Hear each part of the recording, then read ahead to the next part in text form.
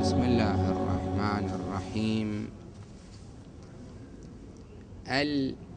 الأجير والمستأجر لا بد أن يكونا بالغين عاقلين مختارين غير محجور عليهما بسفه أو فلس. هذا الكلام تقريبا مر البارحة. أكو كلام البارحة ذكرته للإخوان أنه مثل ما البيع ما يصير يكون أحد الطرفين طفلا غير بالغ، الإجارة هم ما تصير. هناك استثناء بالنسبة للبيع مر سابقا، البارحة ما قلته بس أأكد الليلة أذكره. السيد السيستاني قايل في المحقرات تجوز المعاملة مع الأطفال.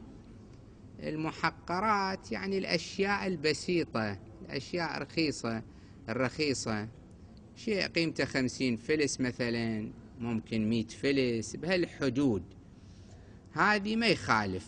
واحد ماي مثلا، بطل مثلا مشروب غازي، أشياء رخيصة يعني.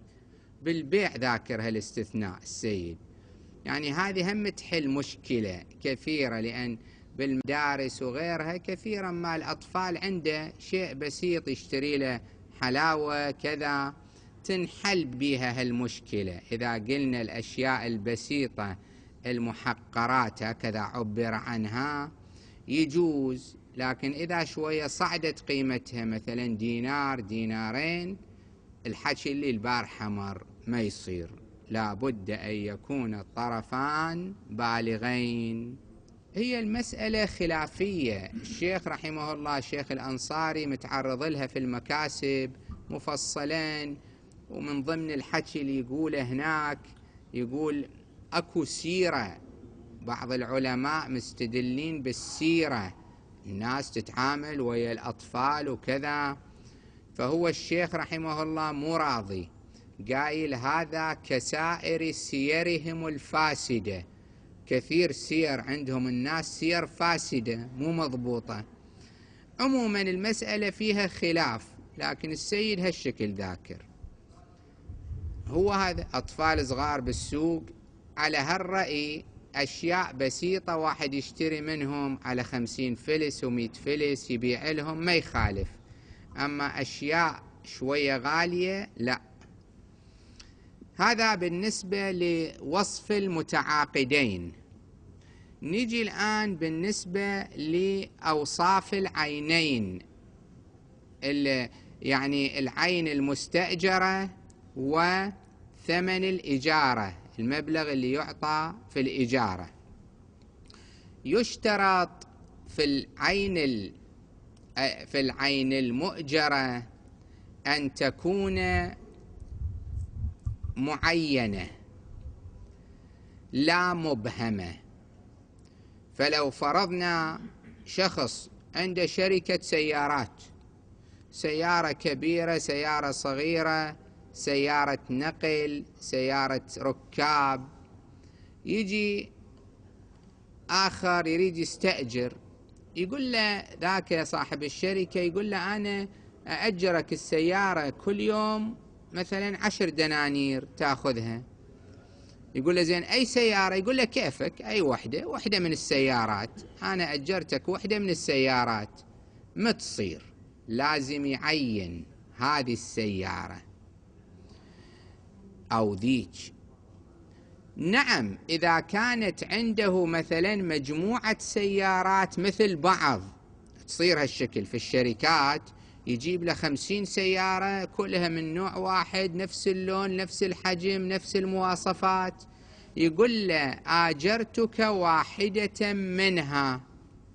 هذه تصير يعبر عنها بالكلي في المعين. شلون مر علينا في البيع أنه واحد عنده أفرضوا 100 كيلو رز، يقول له الشخص بعتك كيلو من هال 100 كيلو، صاعا من صبرة. كذلك إذا السيارات فرضنا كانت كلها متساوية من حيث الشكل، من حيث الحجم مثلا، أو واحد عنده مثلا 100 سجادة عارضها للإجارة، الناس تستأجرها تصلي عليها تستفيد منها، يقول له آجرتك واحدة منها، بما أنها متساوية فلا بأس. أما إذا صارت متفاوتة لا بد من تعيين العين المستأجرة. إذا كانت الألوان ما تأثر، يعني عنده 100 سيارة كلها من نوع واحد، من طراز واحد، نفس السنة كذا، بس هذه لونها أحمر، ذيك أزرق، ذيك مثلا لونها أصفر، اللي ما يأثر عرفا في القيمة وفي عملية الاستئجار ممكن يمشي. فأولا لا بد من تعيين الشيء المؤجر. 2 لا بد من معرفة مواصفاته. ممكن واحد يستأجر بيت شقة من شخص ومعين البيت، قال له هذا البيت مثلا، البيت اللي في المنطقة الفلانية، الشقة اللي في المنطقة الفلانية، لكن ما ذكر له مواصفات البيت. إما يوديه يراويه يشوف فبالمشاهدة يعرف، أو لا هو يوصف له، يقول له مثلا هذه شقة صايرة في الطابق السادس، مساحتها الكثر، فيها كذا حجرة، أما هالشكل آجرتك شقة في الطابق السادس، الشقة رقم 35 مثلا، هذه ما تصير، لا بد من أن تعرف مواصفاتها. هذا شرط ثاني. شرط ثالث القدرة على التسليم. ممكن واحد يأجر لشخص شيئا هو يملك الشيء، لكن ما بوسعه أن يسلمه. عنده دابة شاردة، حماره أجلكم الله شارد قاعد يركض، يقول له تشوف هذا الحمار أجر لك إياه، يقول له زين شو تأجر لي هذا هارب؟ يقول له خب أرخص لك، هذا إذا بيدي إيجاره دينار، أنا أرضى ب100 فلس مثلا، أنت وبختك، لو تصيده لو ما تصيده، تصير هالإجارة لا ما تصير. لا بد أن يكون مقدورا على تسليمه، ولو كان المستأجر هو القادر، المؤجر مو قادر. صاحب الدابة يقول أنا ما أقدر أمسك هذه الدابة هاربة، هذاك يقول أنت ما عليك أجرني إياها أنا أعرف شلون أصيدها، وفعلا يقدر يصيدها، يجوز ما يخالف. بما أن المستأجر قادر على التحصيل، أو عنده بيت مثلا، بيت غاصبته جهة معينة، طايح بيد غاصب، يجي شخص يقول له أنا هذا بيتك أريد أستأجره، يقول له أنا ما عندي مانع، لكن بيتي مو تحت إيدي، غاصبي أناس، يقول له أنت أجرني أنا أعرف شلون أخذه منهم، يجوز ما في إشكال. أما إذا كان كلا الطرفين المؤجر والمستأجر غير قادر على التسليم والتسلم، الإجارة لا تصح. الشرط الرابع أن تمكن الاستفادة من العين استيفاء منافعها مع بقائها. العين الإجارة معناها أن عينا من الأعيان تؤخذ ويستفاد من منافعها، هذه معنى الإجارة، أو عمل اللي البارحة قلنا. أما إذا كانت العين غير قابلة للاستفادة منها إلا بإتلافها، خبز مثلا، يقول له أريد تأجرني خبزة، يعني شنو تأجرني خبزة؟ خبزة خو ياخذها يأكلها بعد. آخر الإجارة معناه العين تبقى يستفيد منها، دار غيرها، سيارة، أي شيء، يستأجره يستفيد منه ويرجعه. شي يرجعه هنا؟ يأجر خبزة وأكلها، ما راح يرجع الخبزة نفسها. الإجارة مأخوذ فيها بقاء العين، فأما إذا كانت العين غير قابلة للاستفادة منها إلا بالإتلاف، في مثل هذه الحالة هذه مو إجارة، بيع.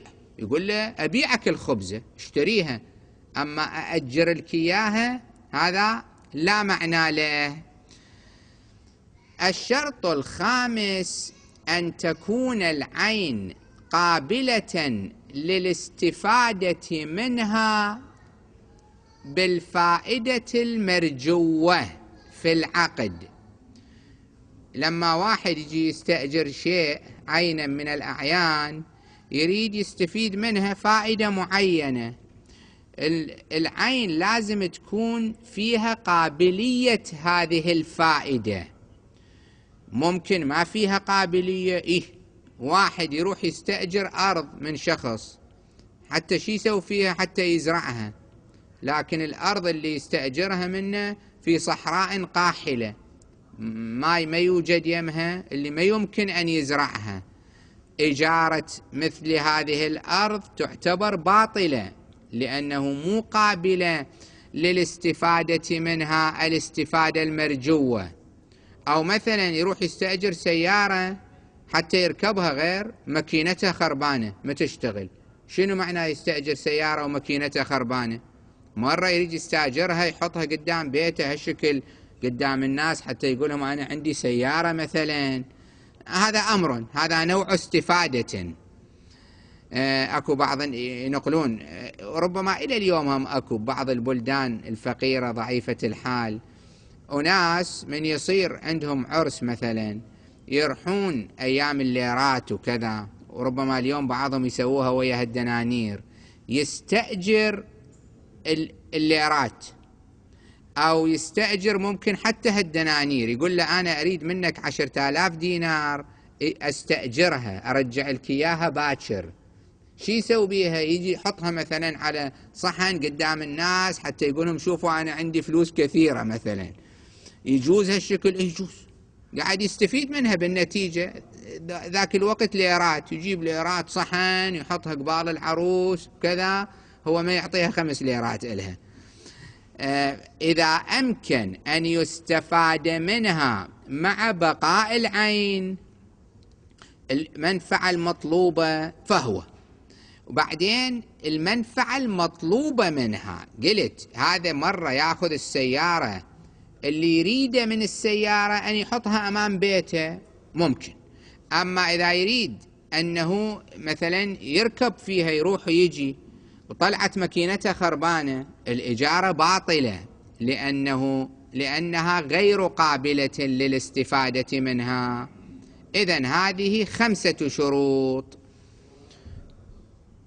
ثم لما نقول هذه العين يكون يستفاد منها، المقصود الفائدة المحللة. لو فرضنا يريد يأجر عينا من الأعيان اللي مو قابلة للاستفادة منها إلا فائدة محرمة، وفرضوا مثلا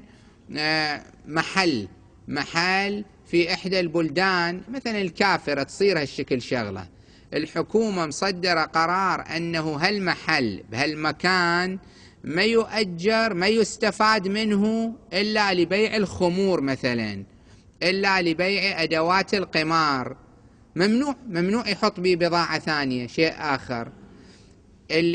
استئجار مثل هذا المحل يعتبر باطل، لأنه لا تمكن الاستفادة منه إلا بهذه الطريقة، أو ممكن هو المحل قابل للاستفادة لكن ذاك الطرف اللي آجره إياه اشترط عليه أن يستعمله الاستعمال، أيضا الإجارة باطلة.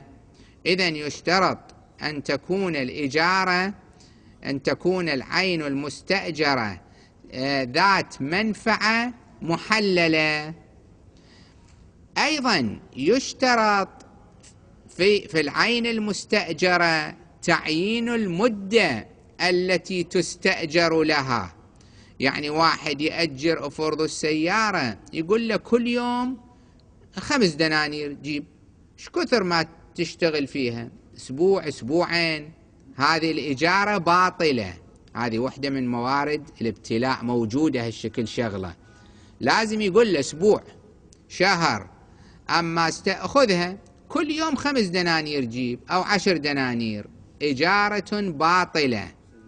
أو يأجر محل أو بيت، كثر شنو الإجارة؟ يقول له أنت ايش قد ما تقعد، كل شهر تدفع 100 دينار، ما يصير. لازم يعين سنة سنتين، يحدد مدة إجارة. إذا ما حدد المدة تعتبر الإجارة باطلة. لازم تتحدد مدة. زين، يعني باطلة حرام، يعني قاعد يسوون إثم؟ لا، ما فيها إثم، باطلة. شنو أثر البطلان؟ أثره أنه الحين فرضنا واحد إجا استأجر بيت من شخص، شقة، على أساس بالشهر يدفع مثلا 200 دينار. الحين قعد شهر شهرين، إجا صاحب البيت قال له قوم اطلع. ما يقدر يقول له أنا مستأجر منك، شلون تقول لي قوم اطلع؟ يقول له هذه الإجارة باطلة باطلة.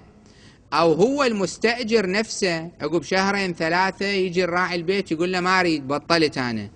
راعي البيت ما يقدر يلزمه، يقول له شلون أنت تطلع، أنا وين ألقى مستأجر جيت ورطتني مثلا. يقول له هذه الإجارة باطلة لأن أنت ما حطيت مدة. من يحطون مدة تصير إجارة صحيحة، لا هذا يقدر على ذاك ولا ذاك يقدر على هذا. إذا قال له الشقة آجرتك إياها لمدة سنة، خلص اتفقوا. إذا بعد 6 أشهر 7 أشهر يجي مالك المكان يقول له للمستأجر قوم اطلع، يقول له ما اطلع، أنا عندي مدة معينة.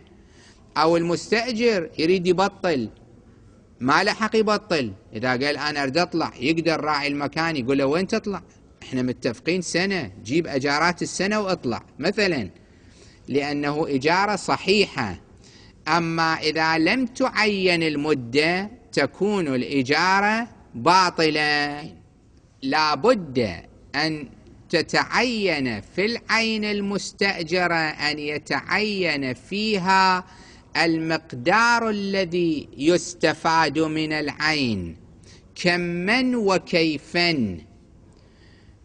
لازم الحين لما واحد يروح يستأجر سيارة ركوب مثلا، سيارة تشيل 5 نفرات، يكون أولا يعين إيش كثر يمشي فيها كل يوم. الحين هذا ممكن بما أنه السيارة هو دافع 10 دنانير يتجاوز الحد. بعض الناس من يشوف الشغلة مو ملكه وهو دافع شيء مقابلها يقوم يتجاوز الحد، يروح يظل يفتر بيها من الصبح لليل، وحتى لو ما عنده شغل ياخذ البلد طول عرض. يقولوا له ليش؟ يقول أنا دافع 10 دنانير بعد، غير أمشي بيها من الصبح لليل. يعني ما يستعملها بالمقدار اللي لو كانت سيارته، لو السيارة مالته الشكل ما يسوي فيها. يقوم أفرضه يحمل بيها أشياء غير مناسبة، يحط بيها مثلا حديد، طابوق، اسمنت، عنده بنيان مثلا يومية يحط له 20 كيس اسمنت بسيارة الركاب وينقلها.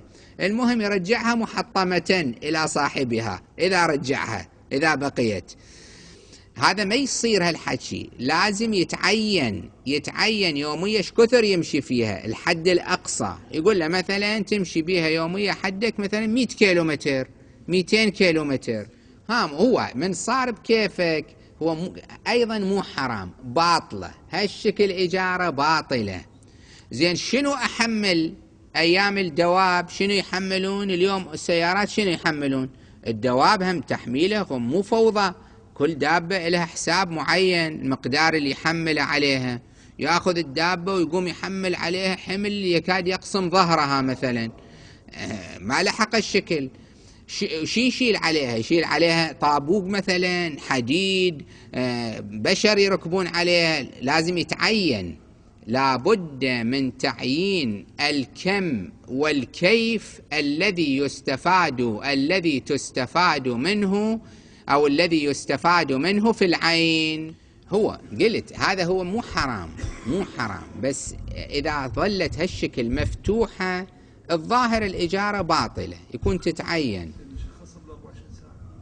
شخصها بال24 ساعة ايش كثر يمشي فيها، إلا إذا أكو شيء عرفي، يعني أكو شيء في الذهن مركوز بأنه عادة الناس بال24 ساعة ايش كثر يمشون بالسيارة، لو سيارته هو ايش كثر يمشي فيها، وفرضوا 200 كيلو يمشي مو أكثر، هذا ما لحق يروح يستعملها يمشي بيها 300 كيلو، يكون يمشي فيها بالمقدار المتعارف.